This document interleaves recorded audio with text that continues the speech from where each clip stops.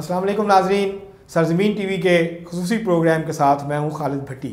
आज के इस प्रोग्राम में हम बात करेंगे फ़लस्तीन की सूरत हाल के हवाले से और ख़ास तौर पे गज़ा में जो इंसानी अलमिया जन्म ले रहा है और एक इंसानी बहरान जन्म ले रहा है। लोग फाकों से मर रहे हैं, बच्चे फाकों से मर रहे हैं, खुराक की कमी है, दवाइयों की कमी है, बीमारियाँ फैल रही हैं और 5 लाख से ज़्यादा लोगों की ज़िंदगियाँ इस वक्त ख़तरे में हैं। उनको खुराक नहीं मिल रही, उनको अद्वियात नहीं मिल रही, उनको इलाज की सहूलत मुयसर नहीं है, उनको पीने का पानी जो है साफ़ वो नहीं मिल रहा। तो इस सारी सूरत हाल के ऊपर आज के प्रोग्राम में बात करेंगे और मेरे साथ मौजूद हैं सरजमीन टीवी और सरजमीन अखबार के रूए रवां सीनियर एडिटर, सीनियर सहाफ़ी, तजिया निगार जनाब सफदर अली ख़ान साहब। इनसे आज हम बात करेंगे कि फ़लस्तीन की ये सूरत हाल जो है इससे निकलने का कोई इम्कान है, क्या फ़लस्तीनियों के लिए कोई दाद रसी हो सकेगी या ये जंग के साए जो हैं ये तूल पकड़ते जाएंगे और फ़लस्तीनी एक तरफ इजराइल की बमबारी से मरेंगे और मरते जाएंगे, शहादतें होंगी उनकी, और दूसरी तरफ वो भूख, अफलास और फाकों से अपनी जानों से जो है वो जाएंगे। तो इसके ऊपर उसके साथ आज बात करेंगे। ये हमारा आज का खुसूसी प्रोग्राम है फ़लस्तीन की सूरत हाल के हवाले से। अस्सलाम वालेकुम सर। जी सफदर अली ख़ान साहब कैसे हैं सर? आप खैरियत से हैं? बहुत शुक्रिया सर, थैंक यू। अच्छा सर, बड़ी खौफनाक ख़बरें आ रही हैं गज़ा से, बेशक, और गज़ा में जो इंसानी बहरान है वो एक अलमिया की शक्ल इख्तियार कर रहा है। गुरबत, भूख, अफलास, फाके, मतलब अब जहाँ पहले हलाकतों की ख़बरें आती थी, इतने शहीद हो गए, इतने शहीद हो गए, अब ये भी ख़बरें आ रही हैं कि इतने बच्चे जो हैं आज भूख से हलाक हो गए हैं, भूख से शहीद हो गए हैं। और इसराइल जो है वो तमाम, एक तरफ तो बम गिरा रहा है, दूसरी तरफ टैंकों से हमले कर रहा है, तीसरी तरफ वो खुराक नहीं पहुँचने दे रहा, दवाइयाँ नहीं पहुँचने दे रहा, इमदाद नहीं पहुँचने दे रहा। तो आप सर कैसे देख रहे हैं? मतलब जून जो है वो नहीं भीग रही इनके कानों पे, जो बड़ी ताकतें हैं, कोई हमें कोई बड़ी सरगर्मी नज़र नहीं आती सफारतकारी की सतह पे जंग बंदी के हवाले से, ताकि लोगों को कम अज़ कम ये इंसानी इमदाद तो पहुँचे, लोग भूख से तो ना मरें। खालिद साहब बहुत शुक्रिया।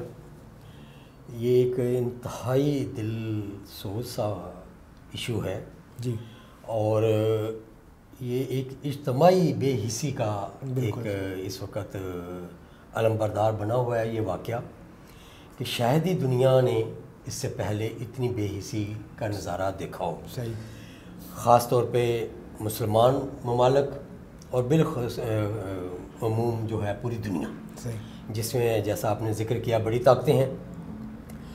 देखें, दुनिया में 2 ब्लॉक हमेशा से चले आ रहे हैं, लेकिन इस इशू पे तो ऐसे नज़र आ रहा है कि जैसे पूरी दुनिया ही फ़लस्तीनियों के ख़िलाफ़ मुत्तहिद हो चुकी है और इसराइल एक ऐसा बदबख्त मुल्क सामने आया है, नज़र आया है कि जिससे को रोकने वाला कोई इस वक्त दुनिया में शायद नज़र ही नहीं आ रहा। ऐसे ही। तो पहले शुरू में बड़ी उम्मीद थी हमें अपने मुसलमान ममालिक के ब्लॉक से कि ये लोग किसी न किसी जगह पर जाके खड़े होंगे और फ़लस्तीनियों को इस जुल्म से निजात दिलाने का कोई सबब बनेंगे। लेकिन हमने देखा है कि मुसलमान ममालिक तो टोटली फ्लॉप हो गए हैं इसमें। ऐसे ही। और अक़वाम मुत्तहिदा में कोई करारदाद अगर किसी मुल्क ने पेश की है तो वो उसी वक्त अमेरिका की तरफ से वीटो हो गई है। वीटो। उसके अलावा जो एक बहुत अच्छा अमल किया था साउथ अफ्रीका ने, जी जी, कि वो आलमी अदालत इंसाफ में गया था, बिल्कुल गया था। वो पिटिशन भी आपने देखा है कि वो सुनी गई है। जी जी। लेकिन उसमें भी कोई जंगबंदी का कोई उन्होंने नहीं कहा। नहीं कहा। और एक जो पंजाबी में कहते हैं कि गुंगलुओं से मिट्टी झाड़ी और एक लंबी तारीख के साथ उसको मुलतवी कर दिया गया। तो इन तमाम हालात में तो ये एक बहुत अफसोसनाक सी सूरत हाल सामने आई है। तो कोई खुदा करे कि कोई ऐसा मुल्क दुनिया का कोई मुस्लिम या गैर मुस्लिम पूरी कुव्वत के साथ खड़ा हो और मज़लूम फ़लस्तीनियों के लिए वो निजात दहिंदा बन जाए। सर सूरत हाल तो यहाँ तक पहुँच गई है खान साहब के जो जंगबंदी है इसराइल उस पर भी नहीं मान रहा। मतलब अमेरिका ने, कतर ने, सऊदी अरब ने, इन्होंने कोशिश की है, यूरोपीय यूनियन ने, कि किसी तरह से 6 हफ्ते की या 8 हफ्ते की, 2 महीने की आर्जी जंगबंदी हो जाए, जिसको बाद में मुश्किल जंगबंदी पे जो है वो तब्दील कर दिया जाए।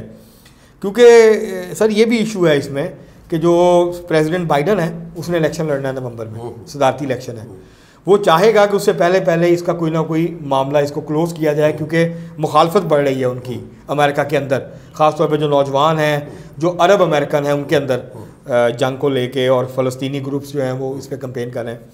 आपको लगता है सर कि कोई ये रमज़ान के अंदर कोई जंग बंदी का इम्कान है या फौरी तौर पे? बट साहब बात ये है कि एक तो जंग बंदी तो मैं समझता हूँ एक अब छोटा इशू रह गया है जी। जुल्म की इंतहा ये है कि जो फ़लस्तीनी अमदाद के लिए खड़े हैं, जी बिल्कुल, बिल्कुल उनके ऊपर फायरिंग हो रही है, उनके ऊपर फायरिंग, उनकी शातें हो रही हैं बिल्कुल, और अमदाद नहीं पहुँचने दी जा रही। ऐसे ही है। कोई अमदाद अगर हवाई जहाज़ों के ज़रिए गिराई जा रही है तो वो बहुत थोड़ी है, और उसके लिए भी उनको बहुत हर्डल्स हैं। बिल्कुल सही। ज़मीनी राब्ते तो बिल्कुल मुनक़ता किए गए हैं टोटली। बिल्कुल। और सूरत हाल वहाँ ये है कि लाखों फ़लस्तीनी जो हैं वो भूख और अफलास का शिकार हो रहे हैं। उनके घर जो है, छत जो है उनसे छिन चुकी है, और रफ़ा में बेशुमार, अब तो गिनती मेरा ख्याल मुश्किल हो गई है कि कितने लाखों लोग पनाह गज़ीन हो गए हैं जी। वो टेंटों में रह रहे हैं, टेंटों में रह रहे हैं। और वहाँ आटे की सूरत हाल ये है कि एक तोड़ा आटे का जो 10 किलो आटा है वो $100 पे सुना है पहुँच गया हुआ है। 25 किलो का जो थैला है बिल्कुल, वो पहले शायद मैंने जो देखा है वो $10 का था जी, वो बढ़कर $100 का हो चुका है। ₹1250 का 1 किलो आटा, 1 किलो आटा है। बिल्कुल।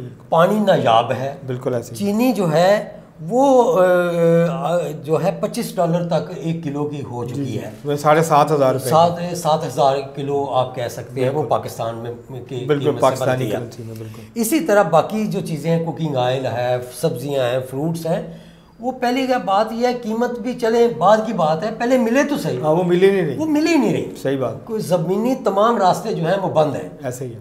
मासवाए कुछ कोशिश की जाती है फ़ज़ा से गिराने की, या रफा से थोड़ा बहुत सामान जाता है, वो भी कई दिनों के बाद जाता है। बिल्कुल जाता है। और उनमें से अक्सर सब्जी है जो है वो ख़राब हो जाती है। ऐसे ही है। खाने पीने का चीज़ों की आपको पता है एक मुद्दत होती है। बिल्कुल सही।